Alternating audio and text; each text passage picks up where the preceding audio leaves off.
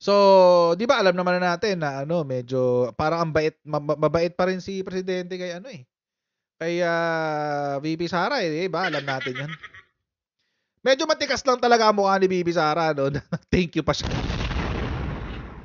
Medyo ano, medyo makapal ang fez natin do'n VP, medyo makapal ang fez na may pa-thank you ka pa talaga.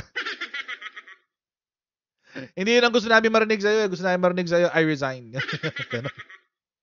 Kasi wala ka rin namang kuwentang DepEd secretary, eh, 'di ba? Para siyang ano, para siyang si Duque na ayaw bitawan ni Digong, pero walang silbi.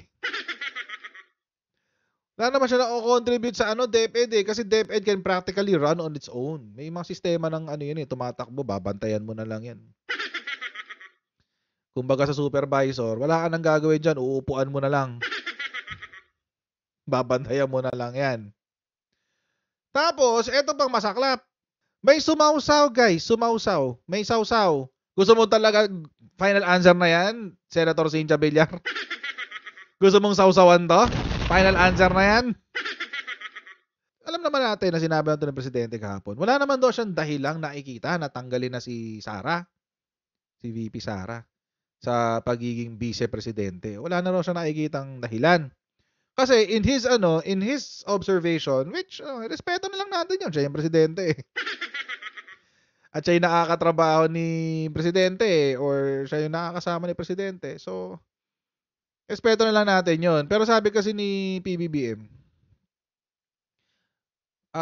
kapag hindi talaga marunong o korap, tatanggalin ka namin. Tatanggalin ka talaga namin. Hindi naman gano'n si Sara, sinabi ni presidente. Sige na lang. Medyo disagree ako diyan kay presidente diyan sa aspeto na 'yan. Kasi alam niyo mga kotsero, tayo lang naman 'no, dahil hindi natin kilala si VP Sara, eh susukatin natin yung kakayanan niya base sa resulta ng kanyang trabaho. 'Di ba? Wala naman tayong ibang basehan, eh, para sukatin ang husay at galing at talino ni VP Sara, kundi titingnan lang natin resulta ng kanyang trabaho. Um, Kamusta na ba yung ating, antas ng education ngayon dito sa Pilipinas?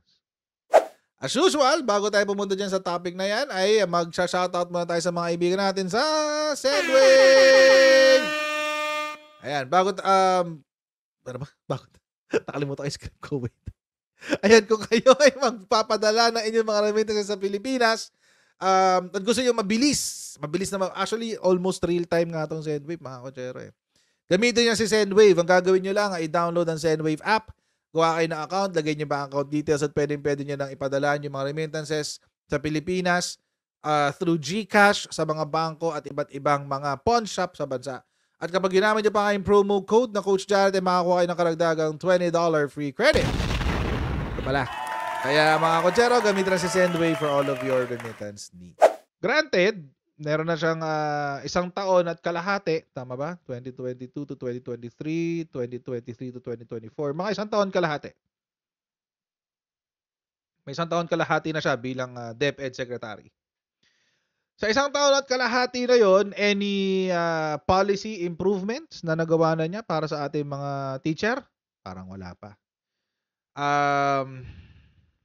Any maliban sa bawasan ang subject sa K+10, meron bang, which is already ongoing. Take note mga kotsero, ongoing na yon prior pa siya umupo bilang secretary ng Department of Education.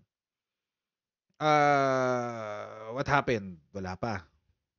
So far not good, guys. Okay. Ano na ba yung maliban sa tanggalin ang mga picture ng mga ng mga tawag dito, bayani sa mga pader ng mga classroom, ano pa ba? Ano pa ba? Ano pa bang niya, ginawa niya?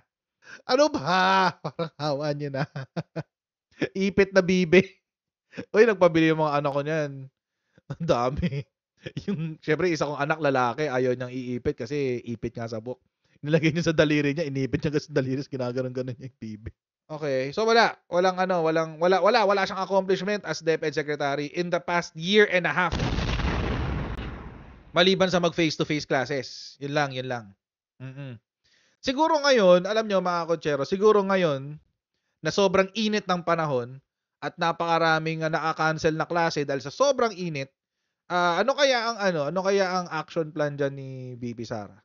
Siyempre may magpapaka-sarcastic diyan, sasabihin, ano naman yan, weather yan hindi makokontrol ni Sara yan.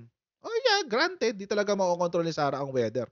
Pero ano ang action plan niya? Dadagdagan ba niya yung budget para magpa-install ng mga aircon sa loob ng mga classroom? Ano ba, magpapalit na ba ulit tayo ng school calendar na mas pipiliin natin yung bagyo kaysa yung mainit? Anong gusto natin? 'Di ba? Anong action plan? Wala tayong balita. Okay, sige, good. Alam niyo mga kotsero, the very least she can do is this. I-improve niya yung modular learning ng online. I-improve niya yun, yung modular learning. For now, pagandahin muna yung materyales. Kasi ang pangit ng materyales nung nakaraan Kaya ang dami rin siguro bumagsak sa PISA. At kapag nasa bahay yung mga estudyante, they can still learn and do something at the very least, di ba? Pero wala pa rin improvement sa ating educational system.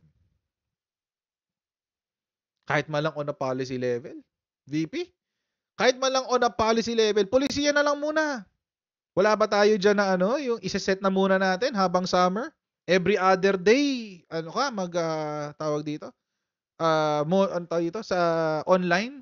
Every other day. O Monday, Wednesday, Friday. O lahat ng schools. MWF online. TTH face-to-face.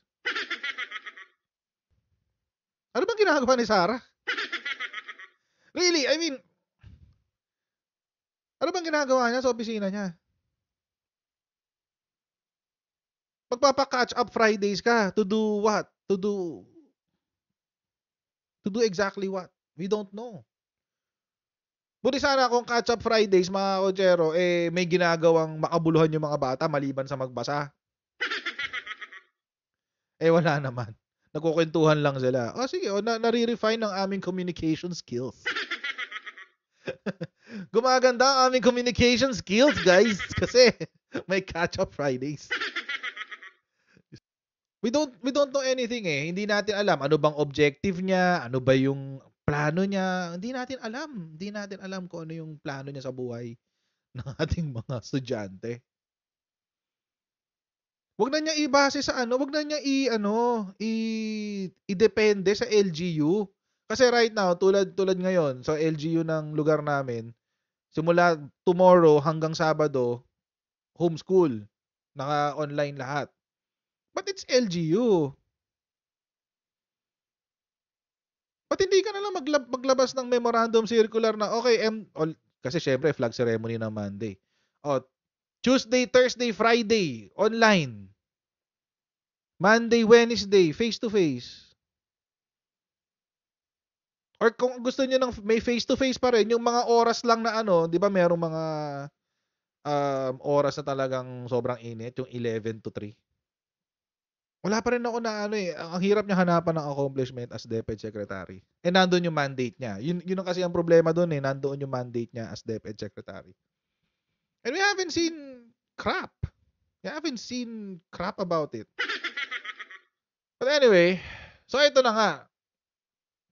Pinayagan ni PBBM, no? Ngayon, syempre, we all know VP Sara medyo medyo matikas. Matatag. Matatag masyado. Matatag.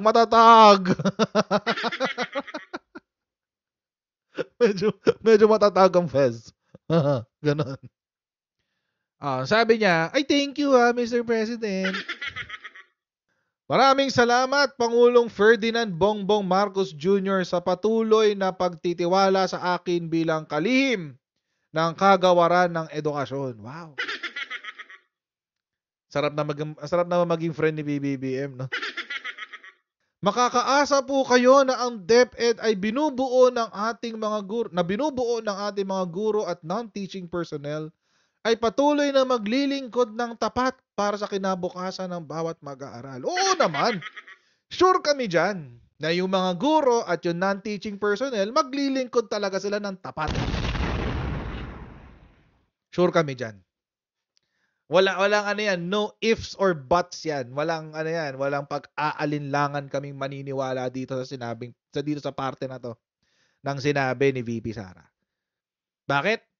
Again, mga kochero, achievements please. Huwag na natin pag-usapan mga kochero yung mga regular run-of-the-mill jobs ng tao dito or accomplishments ng DepEd. Doon nga lang sa mga run-of-the-mill Ilan ang kailangan? 150,000 classrooms. Ilan pa lang ang nagagawa? 4,000? 4,000? Sa isang taon? Hindi mo kayang lakihan yon? Sana kung 6,000 per year, medyo impressive pa yun Or 10,000 per year, medyo impressive pa yun. Kasi, at least man lang, kung 10,000 per year, may nagagawa kang classroom in a span of 6 years, you will be able to create 60,000 classrooms out of the 150. Sure kami na yung mga kabataan makakakuha ay yung mga guro at yung mga non-teaching personnel ay gagawin ng mga trabaho nila. Sure kami dyan. 100%. No questions asked. Yung comment na bakit daw sabi ni Harry Roque, bakit nga naman kasi tatanggalin si VP Sara? Bilang DepEd, siya yung most trusted and highest performing government official. Take note mga kochero, yung highest performing na yan at saka yung most trusted na yan ay galing sa isang survey. And this is the survey of people who are not even students. Who are not even teachers, most probably. We don't know. 1,200 yun 1,200 participants Buti sana mga kochero kung ganito ang ginawa nila dyan sa survey na yan. Out of the 1,200, inalam nila yung profession. Sa profession, let's say 5% are teachers. O sa 5% na teachers, doon mo kukunin yung numero niya. Doon mo kunin yung numero ni VP Sara sa mga teachers. Maniniwala pa ako dun sa approval rate dun sa highest performing niya. Bakit? Mga teachers ang nagsabi. O sabihin, syempre siya yung most trusted, etc. etc. Again, mga kochero, kung titingnan natin yung mga detalye ng mga numero na yon, saan siya most trusted? Mindanao lang. Luzon, Visayas, almost double digit ang drop sa kanya pagdating sa mga statistics. Sino ang nagpapalutang sa kanya? Mindanao. Imagine, 98% ng Mindanao. Ikaw ang gusto. Natural, Mindanao yun paano kung concentrated lang yun sa Davao City? Diba? Kung 80 or 90% ng iyong participants ay nasa Davao City, may problema ka na sa sample mo. May bias ka na agad. Tawa lang ako kay Villar. Bakit? Kasi ito yung sinabi ni Villar. Dapat wag mo nang awayin wag ka na maipag-away. Tulungan mo na lang si Bongbong. Tulungan mo na lang si Presidente. Noong una, hindi ko gets ko sino yung sinasabihan niya. But apparently, she was talking or she was directing her comment to Lisa Marcos. Again, mga kochero, alam nyo ang feelings ko kay Lisa. Alam nyo lahat yan and I'm not hiding it. At the expense of mairita kayo sa akin lahat, kahit naiirita kayo sa akin, I'm not hiding it. Why? Because I just want to be honest to all of you. Oo. Gusto ko maging honest sa inyo lahat.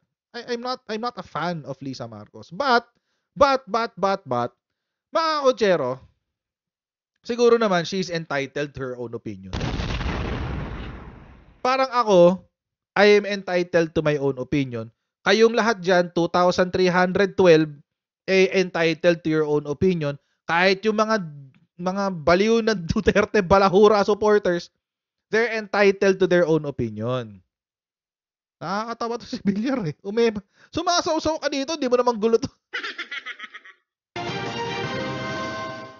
Arlene, ano yung opinyon ng mga senador sa bangayan ng First Lady at Vice Presidente? Aga, para nga kay Senator Cynthia Villar, kung siya ang tatanungin, hindi na dapat magbangayan sina First Lady Liza Araneta Marcos at Vice President Sara Duterte. Kaugnay ito ng gusot sa pagitan ng unang ginang at vice-presidente matapos isiwalat ni First Lady Marcos sa isang panayam ang kanyang sama ng loob kay VP Sara dahil sa naging reaksyon nito sa pahayag ng kanyang ama na si dating Pangulong Rodrigo Duterte laban kay Pangulong Ferdinand Marcos Jr. Punto ni Senator Villar, kung siya anya ang asawa ng Pangulo, pagtutuunan na lamang niya ng pansin ang paggawa ng mga programa para maging matagumpay ang presidente sa kanyang pamumuno. Politika yun eh. Oo, tayo naman kung ano lang ang tama yun. Kung ako ang asawa ng presidente, I will do everything para maging successful yung aking asawa. Oo, hindi na ako makikipag-away. Huwag na mag-away, gumawa na lang ng mga project na makakatulong sa tao para mahalin ng mga tao lalo yung ating presidente. Aga dagdag ng senadora, posibleng nagalit lang si dating Pangulong Duterte dahil sa mga ipinupukol sa kanyang anak. Kaya anya ito nagiging defensive sa kanyang mga pahayag bilang isang ama. Samantala sa Senator Francis. Huwag na yung kay Chisa Escudero. Bado yung kay Chisa Escudero eh. So kung si Digong, nung pinagtatanggol niya yung anak niya, take note ha, civilian na rin si Digong. Kung tutuusin, halos pareho na lang sila ngayon ni Lisa. Parehong civilian, parehong involved in the political arena because of a family member who is in politics. So kung tutuusin, halos pareho na lang sila ngayon ng kinatatayuan ni Digong. Ngayon, ganito. Pabalik ko yung sinabi ni pangalan nito ni Villar. Si Duterte, may karapatan siya ang pagtanggol yung anak niya. Tama ba? Ulitin ko lang yung tanong ko. Si Duterte, Senator Cynthia, kung makakarating man sa itong video na to, wala na namang pake kung hindi. Pero kung malamang sa malamang, makakarating to kay Villar. Kay Cynthia Villar. Nakikita ko nga yan sa EBIA, yung asawa niyan eh. Si Manny Villar. O, pag nandun ako, nakikita ko yung asawa niya, nagmamanman dun sa mall nila sa, Tanghari. But anyway, kung makarating man itong video na to kay Cynthia Villar. Ito, si Digong. Yan, si Digong. Si Villar na yan. Sabi ni Villar, nasaktan lang daw si Digong, kaya nagsasalita ng mga ganyan. Oo, nasaktan lang daw kaya pinagtatanggol yung anak niya. Oo. Ngayon, mga kotsero, kung itong si Digong, justified sa kanya yun, ba't kay Lisa hindi? Tingnan nyo yung mga double standards at kaipokritohan nitong mga sumusuporta kay Digong. Pag ikaw talaga sumusuporta kay Digong, kailangan mong isuspend ang common sense, ang logic, at critical thinking. Kailangan itigil mo yun para masuportahan mo si Digong. In this day and age, siguro kung before, medyo it's still making sense. Pero ngayon, hindi talaga. It doesn't make sense. So, ibig sabihin, mga kotsero, si Digong, family member, tatay yan ni Sara eh. Si Lisa, family member din, asawa yan ni Bongbong eh. Si Digong, nasasaktan dahil inaapi daw yung anak niya. Si BBM, si Lisa, nasasaktan din kasi nilalait yung asawa niya. Si Digong, minumura, tinatawag na drug addict, at kung ano-ano pa si BBM, sa isip ng mga Duterte Balahura supporters, okay lang. Si Lisa, nagsalita lang isang beses tungkol kay Sara, nabwisit kasi ba't daw nakikisama sa mga kalokohan ng tatay niya. Offensive kayo, na-offend kayong lahat. See the hypocrisy of these people. See the hypocrisy. Pagka-ipokrito na yan, hindi na yan double standard. Ipokrito na lang yan eh. Kayo lang ang pwedeng masaktan, kayo lang ang pwedeng ma-offend. Tapos kapag ginawa sa inyo yung gawain nyo, mabubwisid kayo, defensive kayong lahat. Ito yung ito yung nakakabwisit dito ngayon sa mga sumusuporta. Actually, feeling ko nga nasuspoil na tong mga Duterte eh. Nasuspoil na sila eh. Spoiled. Tingnan nyo kung umakto parang mga brat. Parang mga spoiled brat. Bakit? Wala silang consequence eh. Pag may gawin silang maganda, pinupuri, pinapalakpakan. May gawing pangit, pinupuri pa rin, pinapalakpakan. Anak ka ng tipaklong. Si Digong, tinawag na adik si Bongbong. Kulang na lang sabihin na tinawag na second year college lang ang tinapos, etc. etc. Palakpakan kayong lahat. Come on. Na inamin niya nagmamariwana siya, inamin niyang inabuso niya ang fentanyl. Mga ganon. Inamin niyang nasa cloud 9 siya, nasa paradise daw siya nung nagpe-fentanyl siya. Almost paradise. Di ba? Yun na lang. Yun na lang ginagawa ko. Alam niyo kung bakit? Paulit-ulit eh. Para lang para makita nila, ma-realize nila na yung tinatawag nilang bangag, sa totoong buhay, yung puon nila. Bakit ganito ang ugali ng mga Duterte? Kasi may mga taong katulad ni Villar na mapamali ang ginagawa, ipagtatanggol sila Duterte. Sabi niya kanina, doon lang tayo sa tama. Talaga? Ano to? So, ibig sabihin, doon lang kayo sa tama, basta yung tama papabor sa inyo. Mabait siya sa pamilya ko eh. Huwag natin arestuhin si Kibuloy. Mabait siya sa pamilya ko. Kaya merong isang article ito sa Manila Times. The Duterte's sense of entitlement. Totoo yan. Totoo yan. They feel entitled. They feel that they can do anything and everything without consequence. Imagine dito, actually mahaba yung article niya. Sinulat, inisa-isa niya dito yung mga ng Duterte. The Dutertes, the former president, the vice president, the congressman, and the mayor, as well as their allies, with support from the Kingdom of Jesus Christ of beleaguered Pastor Apollo Kibuloy, have been capitalizing on Marcos's alleged drug use through dramatize their protestations over problems they are embroiled in. Ibig sabihin, ginagamit daw nila yung alleged drug use ni PBBM para pagtakpan yung kanilang sariling mga atraso. Such as Rodrigo and Sara's alleged involvement in the bloody drug war in the ICC, the removal of Sara's 650 million confidential funds, as well as Paulo Duterte's multi-billion peso allocation for his district, 51 billion in the last 3 years that his father was president. So, iingayan nila ng iingayan. Iingayan na ng iingayan, gagawa sila ng mga rally, etc. etc. para pagtakpan yung mga kalokohan nila. The Dutertes have a strong sense of entitlement, making them think that the rules don't apply to them, and they protest at any instance when they are criticized or made to account. They try to avoid accountability by using vulgar language against anybody they perceive as not on their side. And alam nyo mga kochero, sumuporta din naman ako kay Digong nung siya nakaupo. And hindi ko rin tinatago sa inyo yan. Bakit? Ba't ko sinuportahan? Kasi during that time, I was under the impression na si Digong, okay naman. Until naggawa sila ng destabilization plot kay PBBM. Hindi talaga kayo makaintay na hanggang 2028? Kailangan kunin nyo na ngayon? Hindi talaga kayo makapag-intay? Gagawa kayo ng napakaraming issue? Palalabasin nyo na nagda-drugs ang presidente? Palalabasin nyo na kaya nakikipag-partner sa Amerika dahil bangag? Palalabasin nyo na yung partnership with the Western countries is going to lead us to war? What the F?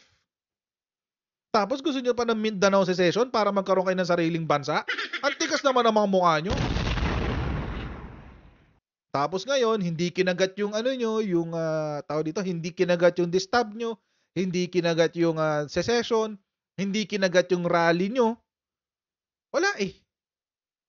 Walang kumakagat eh. Hindi naman kinakagat yung mga rally nila eh. 100,000 na expected nila sa Tagum, dumating 6,000. Tapos meron kayo nung ano, tawag dito, yung US BBM something, yung sa gera. Nagsalita pa si Badoy na ano, na ang napakagandang foreign policy ng Duterte. Anong napakaganda? Nawalan nga tayo ng sovereign rights sa West Philippines doon.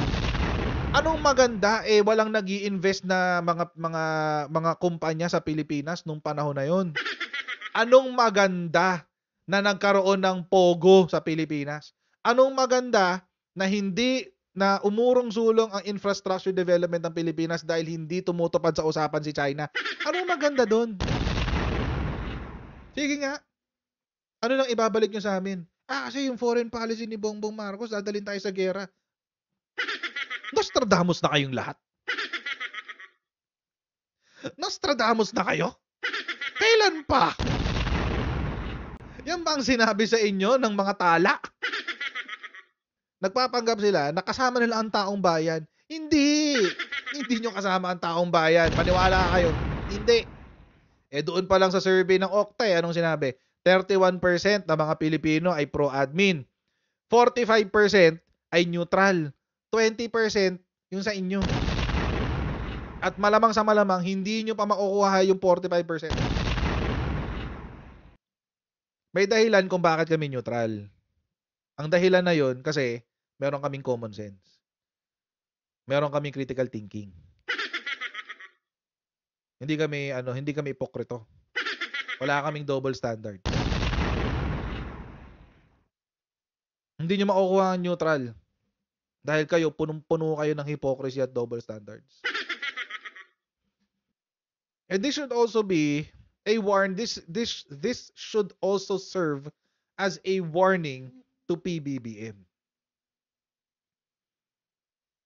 Kasi, one of these days, kaaganto niya ng kaaganito, baka pagsisihan niya.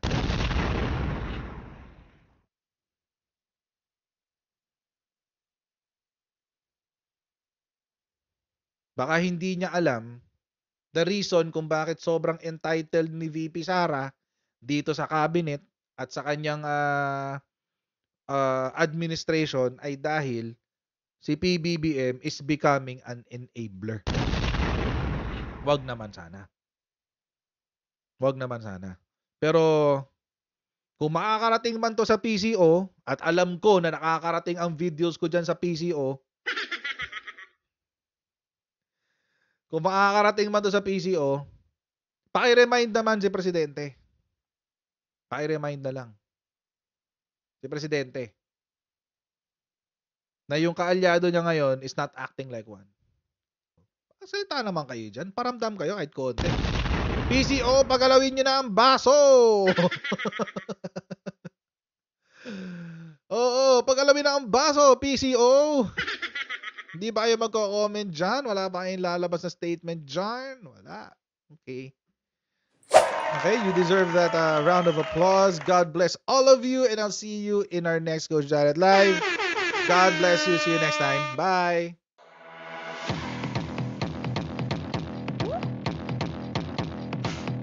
Pag ganun, huwag natin gawing tanga mga Pilipino. Mas maganda kasi nasa lugar ka ng tama kaysa yung pinipilit mo yung pagkakamali.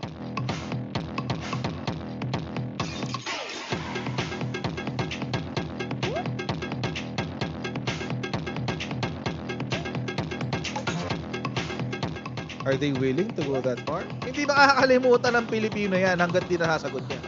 Sino ngayon nagsasabi ng totoo?